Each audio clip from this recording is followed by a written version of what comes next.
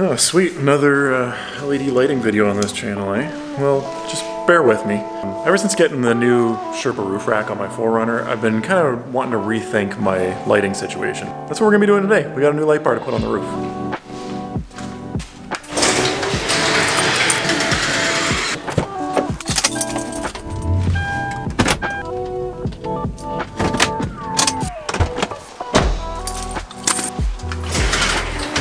I have to say, I actually really liked my old setup that I had with the light on the roof, on the factory roof rack on this. But if I had to say there was one downside, it was that the factory cross rail was behind the sunroof here. And so the difference is, on this Sherpa rack, I can mount it up front.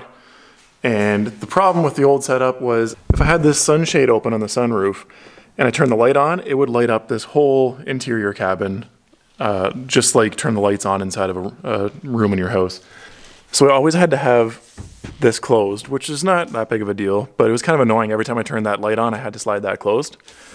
It didn't affect like the actual light output. It's not like the roof was blocking anything, but just maybe not ideal. So I'm excited about getting something mounted a little bit further forward. So it's just, you know. So today I'm gonna be installing this new 41-inch light bar from Nilight. They were kind enough to send this over to me. We got the usual mounting hardware. And this is their, again, I'm doing another single row light bar, just like the old one. And this is a really slim version. This is nice and low profile, which I think is perfect for a roof rack like this. And I believe they include two different sets of mounts for this. So depending on how you're gonna mount it, you can use these guys and mount them on here, or in my case, I need to have a little bit more distance, and I'm going to be mounting it towards the back of the light. So I need to be able to have this like this, I think. Compared to the one that it's replacing, which is this guy right here. Let's see if I can take this off without dropping everything. Let's just see what the height is, if there's a difference in height here. So check it out with the two kind of side by side. This one is definitely taller, and I feel like this was fairly low profile too with the one that I had on the factory roof rack. If you didn't watch the video where I installed the roof rack, this one I was going to reuse, but these mounts are broken on the back. They're all seized up, and as you can see, it's just getting kind of worn. You know, the anodized finish is rubbed off, so felt like a good excuse to upgrade to a nice, newer, more modern and much better condition light bar. It looks like these are about the same length. I just want to see. Oh, actually it's not. Okay, so the new one is, what would you say, about an inch and a half longer here. So in terms of wiring, I think I'm actually just going to reuse the wiring that I had with the old light. I already had it ran. It's hooked directly to the battery. I ran it up the windshield and straight to the light, so I'm going to reuse that. But for starters, I want to get this light mounted to the rack first, just to make sure that I can get everything kind of set up the way that I want to, and I'll worry about getting power to it once it's mounted to the truck. So we'll start with getting it mounted, and I think I'm gonna have to remove this crossbar. It's gonna be easier to just take this right off the rack, and I'll throw it on the workbench, and we'll mount the light to the crossbar, and then it's gonna be super easy to just mount the crossbar back onto the rack with the light attached to it. So I think that's my strategy here.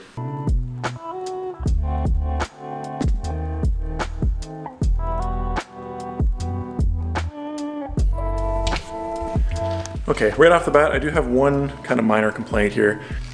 These brackets, there's knurls on the actual light, but there aren't any on the brackets. And so I'm a little bit concerned that it's gonna keep on wanting to kind of wiggle and adjust. I can crank those bolts down as tight as I can, but with nothing to actually bite in and grab to keep that angle locked in, I'm not sure if I'm gonna have to keep on tightening these up or not, but not the end of the world, just something to factor in here.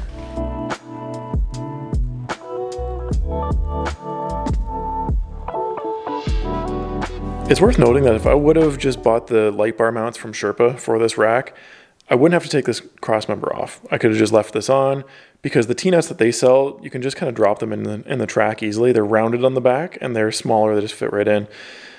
These guys that I sourced locally, these aren't around on the back. And they're a little bit larger too. So I can't just stick them in from the front. I have to slide them in like this. What the good news is, they fit, they work. It's gonna be great. It just meant that I had to take this off, but this would have been kind of like a skippable step if I would have just bought the light bar mounts from Sherpa. These bolts that I got to go with those little T-nut things, these were way too long, so I had to just trim them down, and they'll work now. So I'm gonna go ahead and get this light bar mounted to this cross brace using these guys, and then we'll put the whole thing, one assembly, onto the roof rack.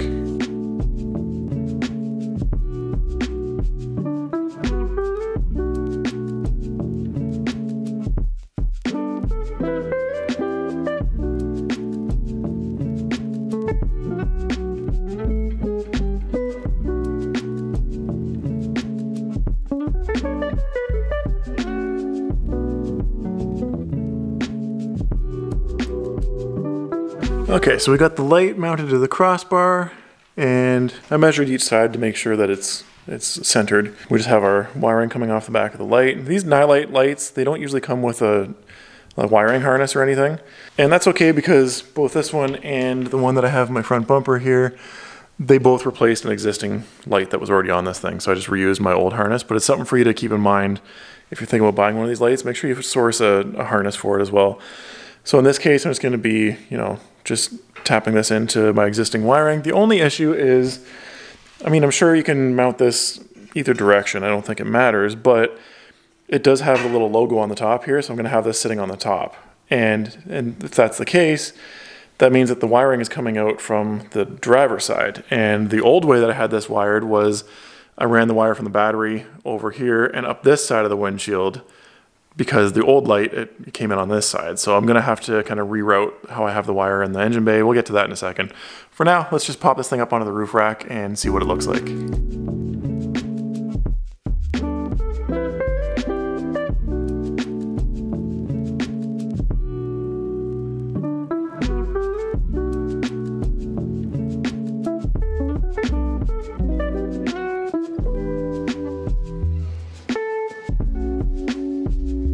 All right, so we got it up here, and of course I'm gonna have to aim this the right angle I want. I'm a little unsure where to have it positioned, like how far back into the rack. Like, I don't know if, obviously it shouldn't be like flush with the fairing, but I think it might need to come forward a little bit. I don't know, what do you guys think? I'm gonna kind of mess around with this and just play with it a little bit and just see what seems to work best, but it seems like it's sitting back a little bit. And I think moving it forward just a bit might be the right move. Okay, I got it moved forward, and I think this is the way to go. I have it basically right at lined up with the leading edge of the side plate on the rack.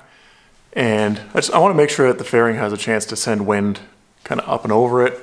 I think this is good, but look at how low profile this is. It's like almost flush with the cross brace.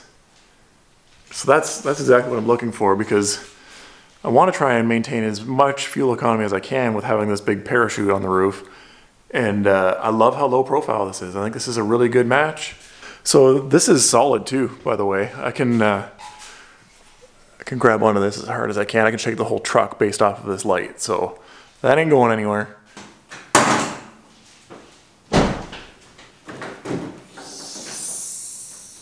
Okay, little progress report. I pulled the wiring back out from under the wiper cowl. It's a bit of a pain with the stupid rubber trim piece on there, but if you guys are curious how people run their lighting up to their roof, this is at least how I do it. I took this little trim piece off. This guy goes in here like this, I believe. Right in here at the base of the windshield. And so you can run, this is my wiring for my relay and everything. You can run it underneath the wiper cowl and it pops out in here again. And then if you pop that piece out, you can run it underneath and then along to the glass of the window. And then I have it tucked in underneath this weather stripping. You can get a KC wire hider or something like that if you want to do it the proper way. It has like an extra channel to run wiring up there.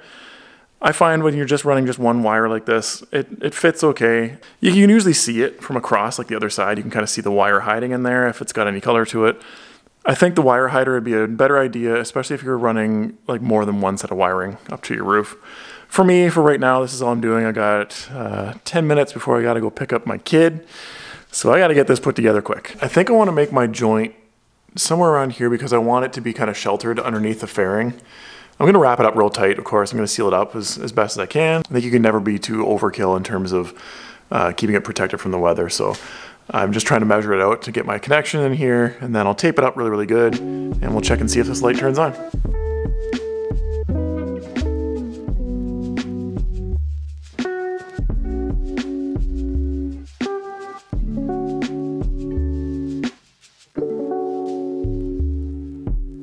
Okay, final little rundown of the wiring. So what I ended up doing was I added a zip tie here to the light bar bracket just to tuck this wiring up nice and tight so that it kind of follows the contour back in here. I didn't want it hanging down, touching the body. So I have my connection is hidden in behind the fairing, so it's the most sheltered. Again, I taped it up really good, but you know, it doesn't hurt. So you can see, just barely, you can see the wire coming down in between the rack and the body of the truck. But that's all you can see. It's just that one little spot here. It just drops down. I have it tucked in here in this weather stripping, and then I tucked it all along down in here, nice and tight. And then I have this trim piece back on. You remember this from earlier. There we go. This trim piece is back on. It doesn't fit like super tight and flush around the molding like it normally does, but it's tight enough and it allows the wire to pass underneath it. And then it comes in behind here under the wiper cowl. Sorry, it comes in behind this trim piece, and you can see this, and then this is also the wiring for the Raptor lights, which might be coming out soon. I keep saying that. I'm a ricer. What do you want from me? Underneath the wiper cowl, and then it comes along, and then it comes straight to my relay, and then fuse, battery, etc.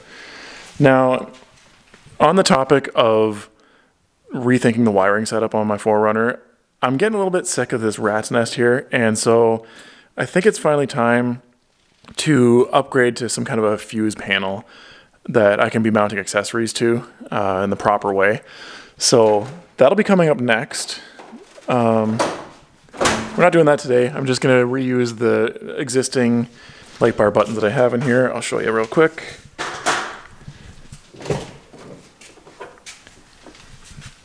I'll be using these two guys still for now. And by the way, I believe we have 2 functioning light bars now. Let's take a look here. Oh yeah, that thing's bright. So we have a spot and flood combo beam on this, just like so many other light bars have. And then we have the matching 32-inch curved light bar in the bumper, both from Nilight. Yeah, so we're up and running. But again, I'm going to be redoing the switch panel, the wiring area down here. But that shows you how the wiring is run up to the roof rack and what I think is the cleanest way possible. And again, these are my light bar buttons, if you haven't seen them yet. They're factory Toyota style and size buttons from Mick Tuning. And they just have a little light bar logo on them. They light up when you turn them on. I deleted the air suspension on this thing, so I don't need the air suspension buttons. So I put my light bar buttons in here. So then when I'm driving, my hands on the console like this, I can just flip them on and off on the highway. I don't worry about having to reach down, you know, down by my knees or something to turn them on and off. So we have a fully functioning, fully installed light bar on the Sherpa roof rack. And I think it looks great. Nice and low profile. You can see it's not sticking up hardly at all with the level of the rack. It's blended right in there. In terms of the wiring along the windshield, if you come over here, you might be able to see a little bit of exposed wiring tucked in on that edge there. In this case, it's all in a black loom, so you're not really gonna notice it's the same color as the molding itself. If you have more exposed wiring, like a color or something in there, then you're gonna see that if you don't have one of those wire hiders. But if you zoom in, this is what it looks like from this side. So I think that's perfectly acceptable for me. Don't mind the little bird poop on the windshield. Yeah, so there we have it. We have a light bar on the roof rack on the 4Runner now. So if I get a chance, I'm gonna take this thing out at nighttime tonight after the baby goes to bed, and we're gonna see what this thing looks like at night, see what kind of light it puts out, and most importantly, I really wanna see what this is like with the sunroof shade open. If we get any glare inside, if we get any glare on the hood. I'm very curious to see how this new mounting position ends up working for us.